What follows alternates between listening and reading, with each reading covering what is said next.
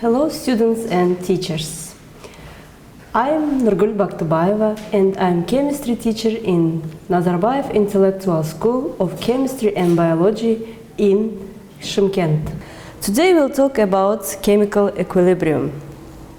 And the learning objectives that we will cover today are: we will talk about physical equilibrium, we will talk about chemical equilibrium and which factors affect chemical equilibrium. We will also talk about some industrial processes, and we will talk about conditions that are usually optimal in industrial processes. We will also talk about how catalysts affect the chemical equilibrium.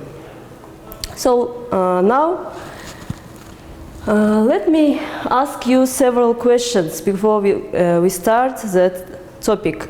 First question: tell me about several processes that go to completion. Second question: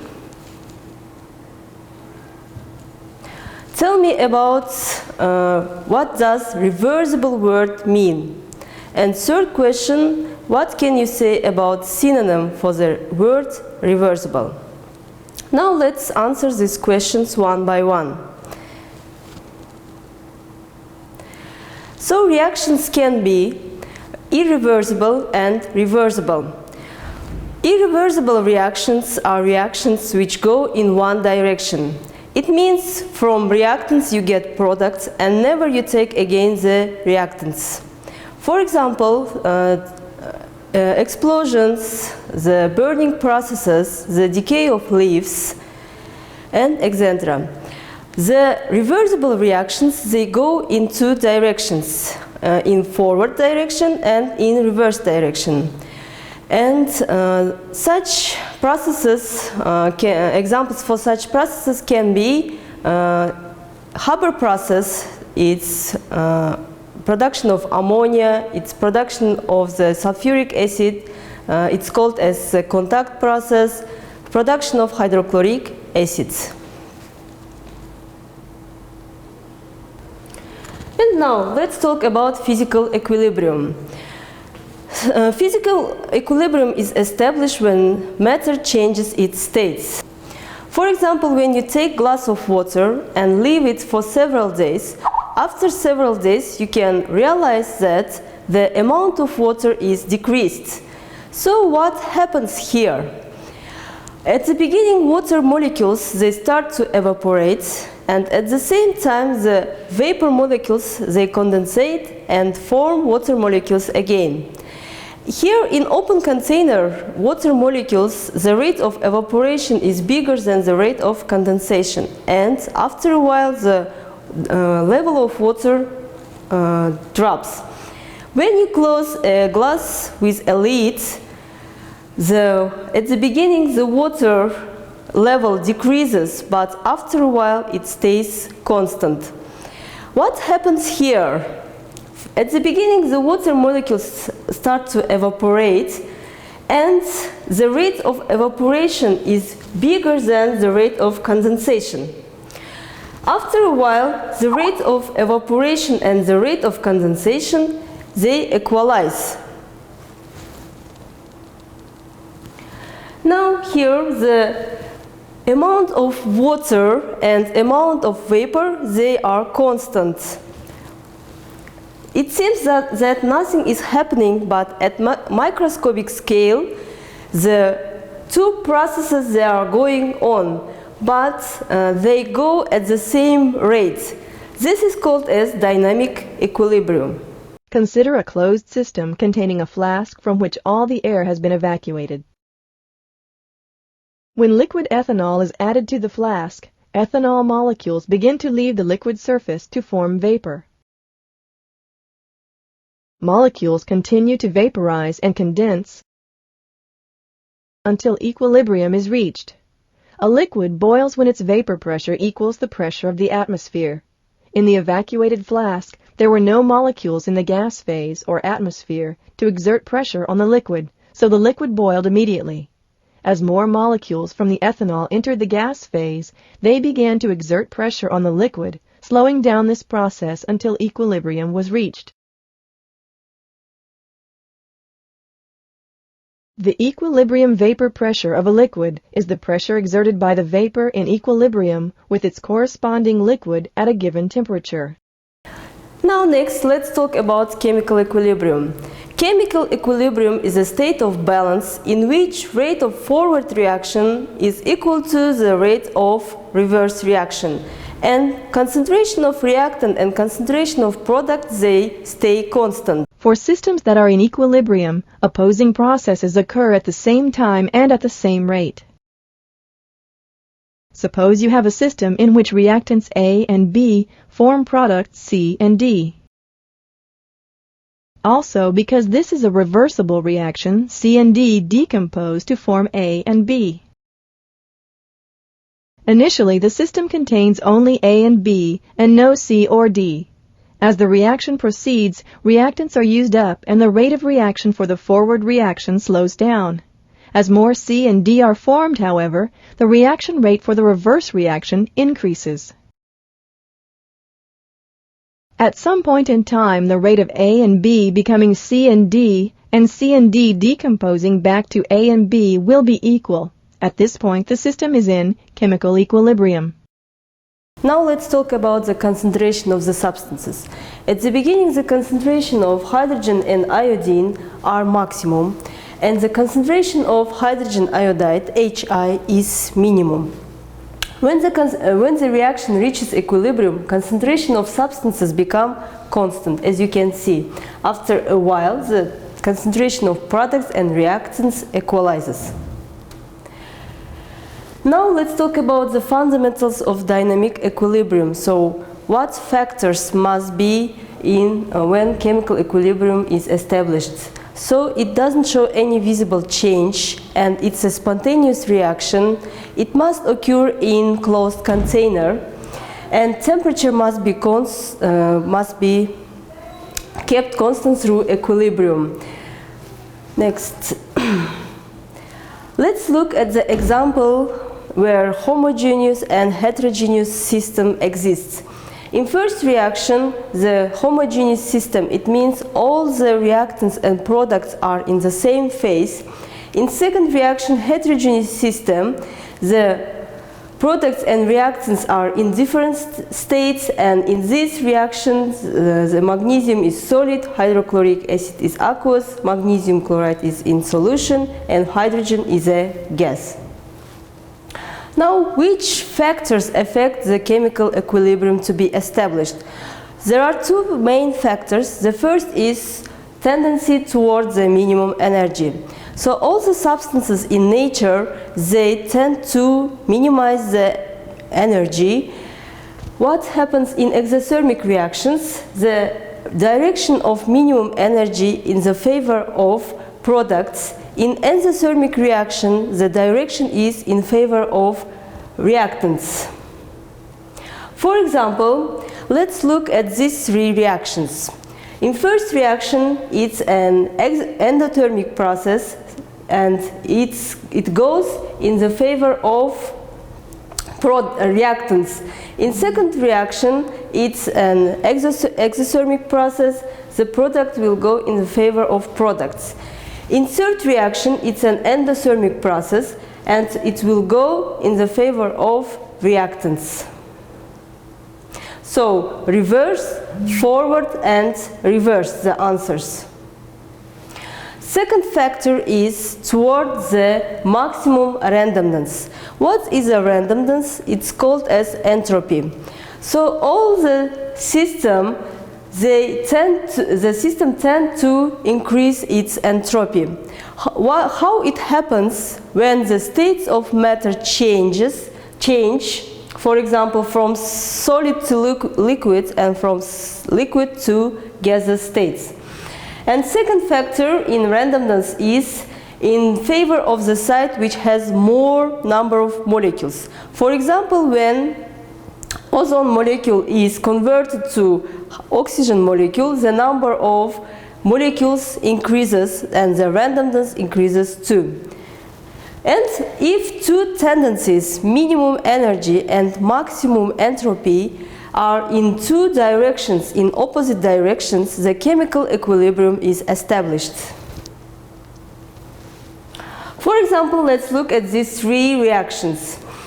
What happens in these three reactions? We must look at two factors, and the answer will be, so in first reaction the chemical equilibrium will be established, in second will not, and in third reaction the chemical equilibrium will be established.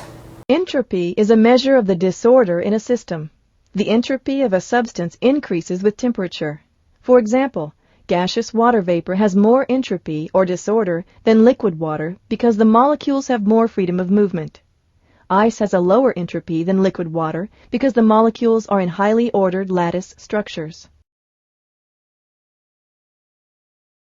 Entropy also increases with the formation of solutions.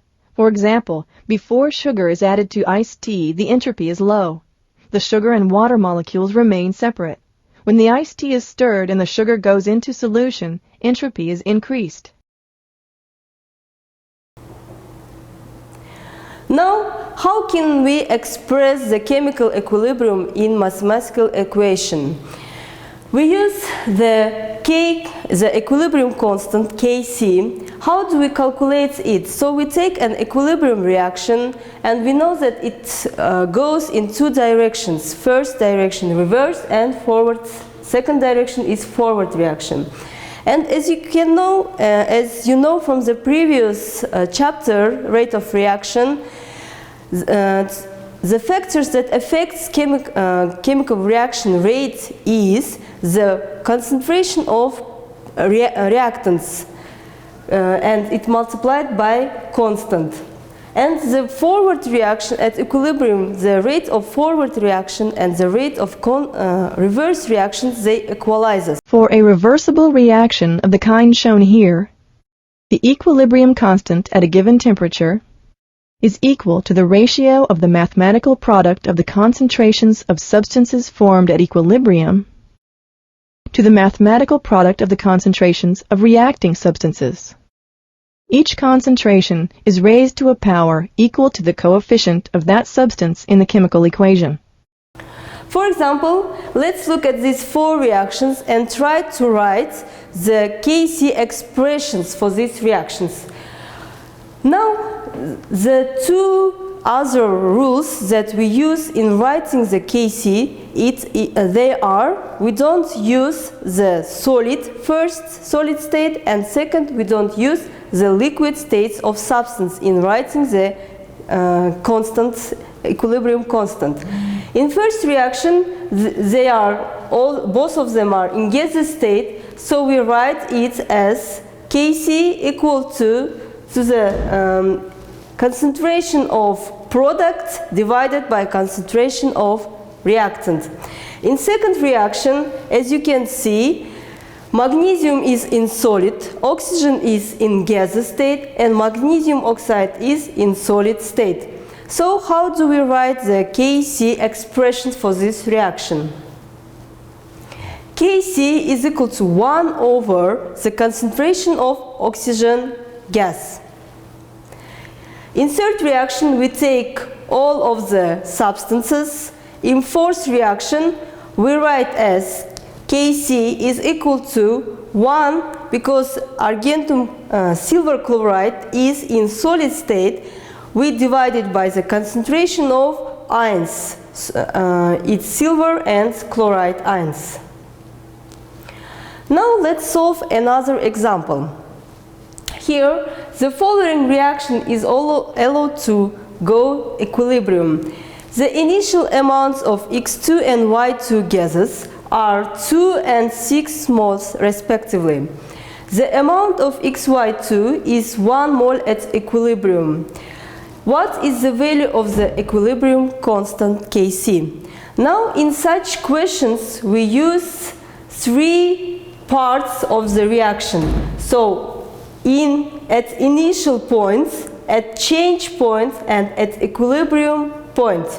So from the task, we know that the initial mole number of substance are mole numbers 2 and 6. And its equilibrium, we know that it's 1 mole of product is get.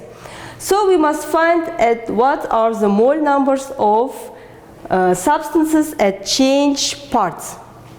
Now, we know that at the beginning there is no any product, and we know that 1 mole is produced, and using the ratio of coefficients we can find the mole number of X2 as 0.5 mole and the mole number of Y2 as 1 mole.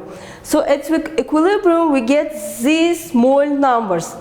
Now we know that the volume of the container is 2 liters. We find the concentrations of each substances.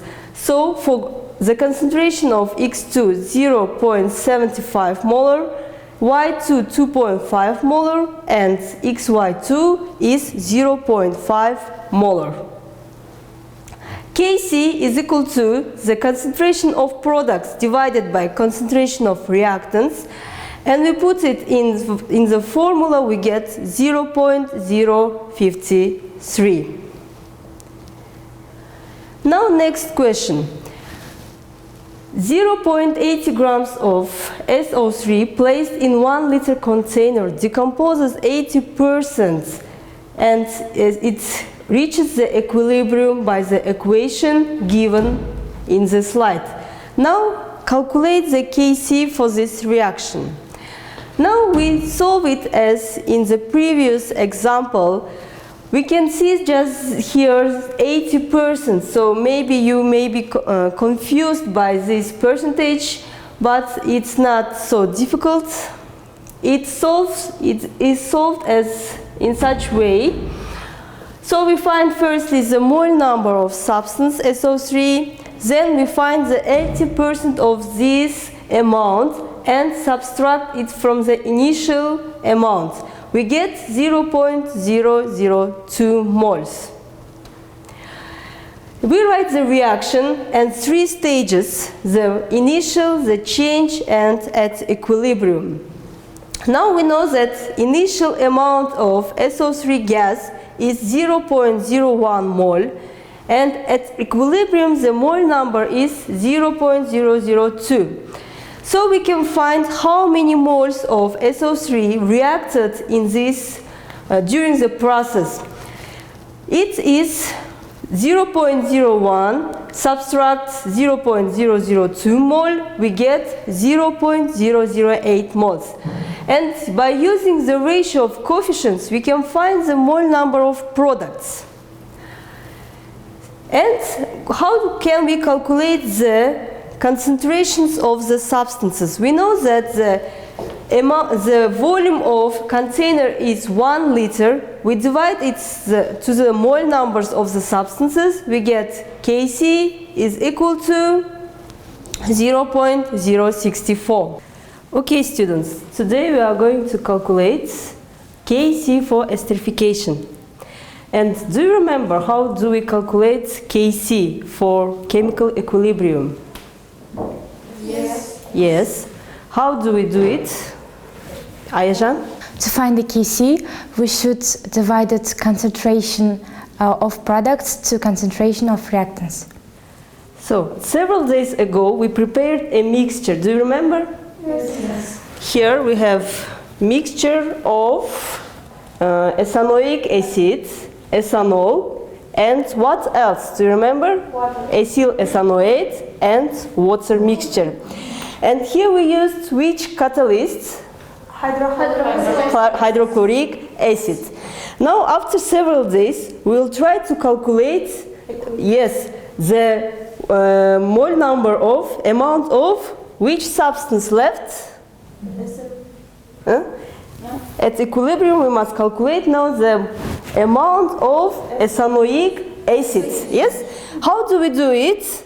We will titrate this mixture with sodium hydroxide. Yes? So now please read the procedure and let's begin our work. And before starting the titration you must do what? You must clean the burette with distilled water. Yes? Now put on your goggles, gloves, and yes, let's remember our safety rules. Be careful while working with alkali, and Yes, sodium hydroxide.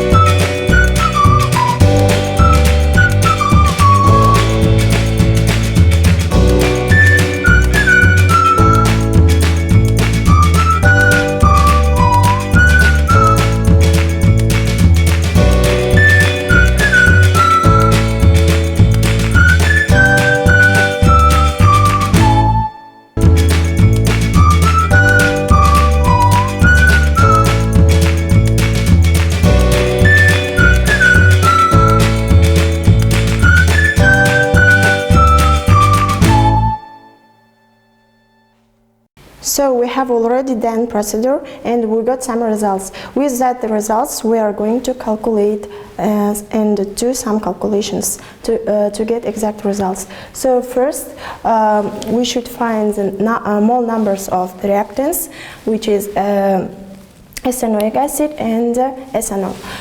So we got 0.035 mole of the ethanoic acid and 0.044 mole of ethanol. And then also we had a hydrochloric acid, which it is a catalyst, and that is why we should find the also mole number of that acid, and it is 1.5 powered minus 2. And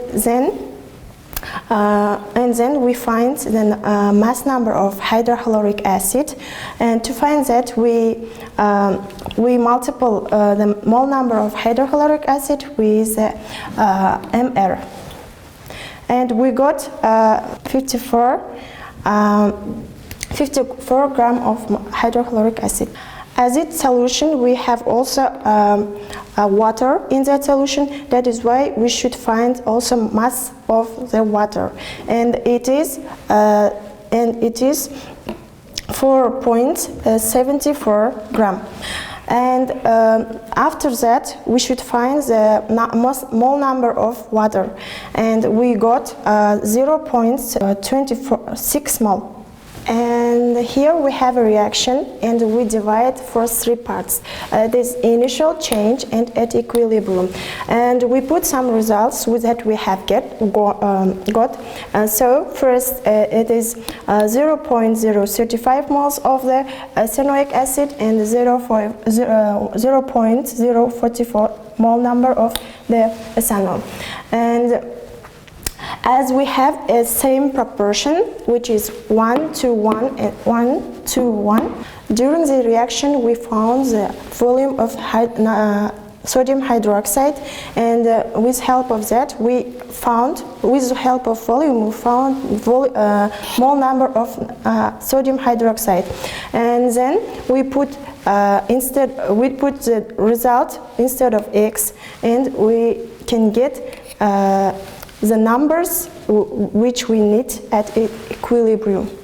And after that, to calculate Kc, we multiply the concentration of concentration of products and divide it concentration of reactants. Now, after the chemical equilibrium is established, if it is disturbed by the several conditions, what happens? Here, the Le Chatelier's principle describes what happens to the chemical equilibrium when it is disturbed. So the system tries to minimize the effects that causes the disruption of the chemical equilibrium. The first one is the effect of concentration. There are 4 factors, so you can increase the amount of the concentration of reactants, or you can decrease the concentration of reactants.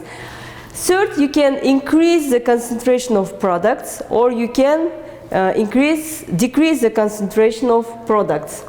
Now, in this reaction, the production of ammonia, you can see that you can increase the concentration of hydrogen gas and nitrogen gases. What happens if you increase the concentrations? So the system will try to minimize the effect, and the reaction will proceed, it will go to the direction of forwards. So the amount of ammonia will increase. And for example, if some ammonia is added to the system, what happens? It tries to decrease the amount of ammonia, and the concentration of nitrogen and hydrogen will increase. So the equilibrium will shift in the back direction. If some nitrogen and hydrogen gases are removed, what will happen then? It means when you remove the concentration of nitrogen gas and hydrogen gas, you will get the amount of ammonia increased. When the amount of ammonia is increased, it will shift to the backward direction, and the concentration of ammonia will increase. Now what will happen if you increase the concentration of ammonia? The effect by moving forward will be minimized, and you'll have the concentration of nitrogen and hydrogen, it will be decreased. When a system at equilibrium is disturbed, reactions or changes of state that reduce the stress are favored. For example, if the temperature is increased, endothermic reactions which absorb this energy or phase changes that result in molecules with more kinetic energy are favored. After the initial response to the stress, a new equilibrium is established. If pressure is increased, reactions that result in the fewest moles or the lowest volume are favored.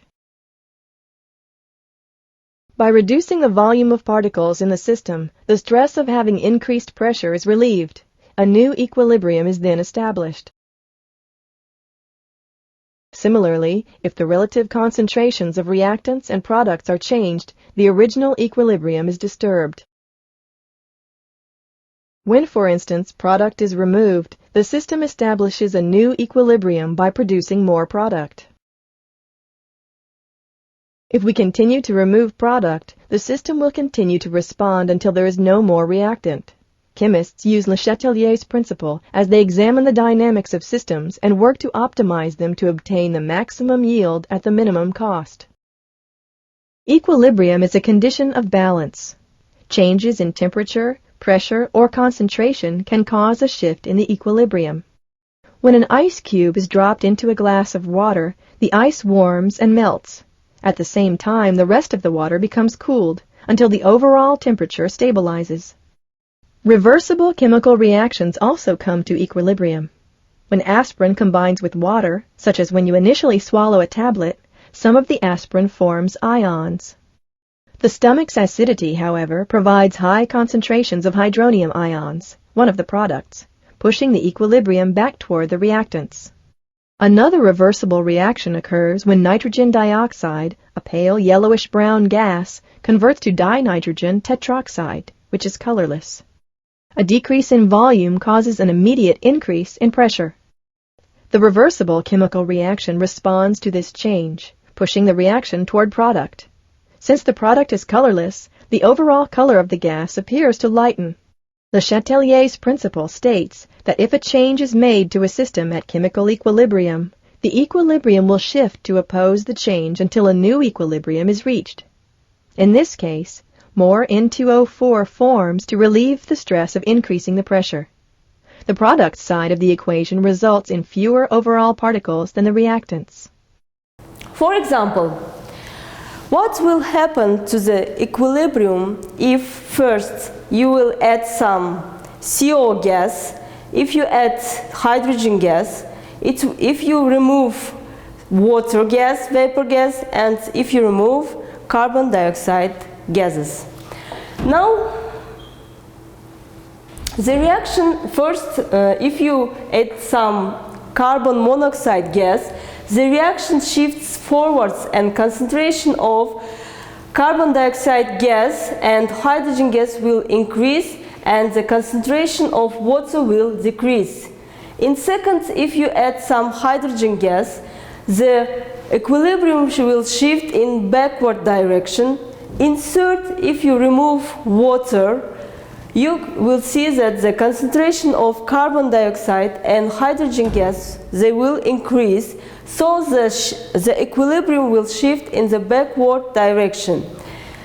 In removal of CO2 gas, if you remove here the CO2 gas, the concentration of carbon monoxide and water will increase, and so the equilibrium will shift to forward reaction and the concentration of hydrogen gas will increase. Now, second factor that affects chemical equilibrium, the volume change or effect of pressure. What happens if you change the volume? So, according to the Le Chatelier principle, when the volume of the system is decreased, the reaction shifts to the side having the small number of coefficients of gases to decrease this effect. And when the volume of the system is increased, the reaction shifts the side having the greater number of coefficients of gases to decrease this effect. So what does it mean? For heterogeneous system, the equilibrium, the effect of volume is predicted by counting the number of mole of gas indicated on each side of an equation. Change in pressure affects the equilibrium reaction conversely with respect to volume change. Now let's take this reaction. Here the decomposition of ammonia to form hydrogen and nitrogen gases. If in first case, if you increase the volume, what happens? We must count the number of molecules. Now in the side of reactants there are 2 moles of molecules, and in the side of products we have 4 molecules. Now, in the first case, the reaction shifts forward and concentration of hydrogen and nitrogen gases will increase and that of ammonia will decrease. The second, the reaction shifts backwards and concentration of hydrogen and nitrogen will decrease and ammonia will increase. Increasing pressure means decreasing volume, thus it will have the same effect as in B. And third factor which affects chemical equilibrium is temperature. What happens in temperature? Now we must consider 2 cases. First, the exothermic reaction, in case of exothermic reaction, and in case of endothermic reaction. In endothermic reactions, when temperature is increased, reaction will proceed to forward to eliminate effect. So how can system eliminate the effects? It will go to which direction? it will go to the forward direction. In exothermic reactions, when temperature is increased, the reaction will move backward to minimize the effect. So the same in endothermic reaction, when it uses the energy, it will go to the forward direction. For example, let's consider the reaction, the decomposition of water, which is an endothermic process. And following changes are applied. First, increasing temperature and decreasing temperature. So when you increase the temperature, the reaction will shift forward. It means to use the energy. In second case, reverse reaction is exothermic. If temperature is decreased, it will be in favor of reverse reaction and equilibrium will shift backward. And next one, the effect of catalyst. Catalyst, it does not affect the chemical equilibrium. So why? How do you think? Because the rate of the forward reaction and the rate of reverse reactions are equalized in equilibrium. By using the catalyst, the both rates will change in the same direction. Le Chatelier's principle states that a system in equilibrium that is subjected to a stress will react in a way that relieves the stress. Some of these stresses include changes in pressure, changes in concentration, and changes in temperature. Consider this reaction of nitrogen and hydrogen to form ammonia. A change in pressure affects only equilibrium systems in which gases are involved. If the pressure of a system is increased, the equilibrium will shift to favor the reaction that produces the fewest moles of gas. This action will reduce the total pressure of the system. In this example, more ammonia is produced to reduce the pressure on the system. A change in the concentration of one of the reagents also affects a system. If the concentration of one of the reagents is increased, the equilibrium will shift to favor the reaction that reduces the concentration of the added reagent. If more hydrogen is added to this flask, more ammonia will form to reduce the hydrogen concentration. A change in the temperature of a system can also stress a system. Reversible reactions are exothermic in one direction and endothermic in the other. According to Le Chatelier's principle, the addition of heat shifts the equilibrium so that the reaction that absorbs heat is favored. If heat is added to an endothermic reaction, the equilibrium shifts to favor the formation of the products. If heat is added to an exothermic reaction like this one, the equilibrium shifts to favor the formation of the reactants. In many chemical reactions, the reactants are not completely used. That's why when they form products and reactants, the reversible reaction happen at the same time. This kind of reversible reaction is called an equilibrium reaction. When equilibrium established, some factors may affect the equilibrium. The first is pressure, the second is temperature, the third is concentration. Now let's talk about the effect of concentration to reaction. Well, the first thing we should pour cuprum sulfate 2 cm cube.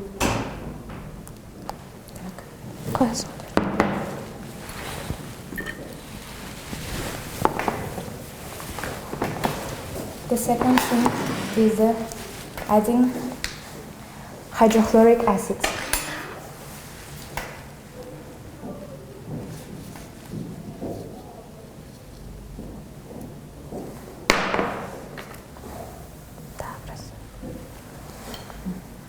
So it becomes green.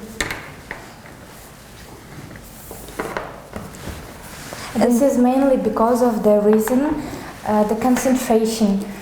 It means that the concentrated hydrochloric acid is affect to the reaction and color is changed to green. And then when we add the water, a few water, Here we can see that the concentration of products increases, and then the equilibrium moves to the reactants, and then it becomes to its first form. To show the effect of concentration, we need potassium chromate and sulfuric acid. Firstly, we will get 2 centimeter cube of potassium chromate and put it to the test tube. Get a few drops of sulfuric acid and put it until it changes the color. Here we can see that it changes to the from yellow to the orange, and it shows the effect of concentration. In the first time, the concentration of reactants is increased, then it is moved to the products, and here we can see the effect. Today we studied chemical equilibrium and the factors that affect chemical equilibrium. You can evaluate students in different ways. I will show you the assessment grid for the practical work that we carried out in our lesson. In this assessment grid you can see results, calculation, apparatus uncertainty and evaluation parts. I hope this lesson was useful for you and you can use some elements in your own lesson. Thank you for your attention and goodbye.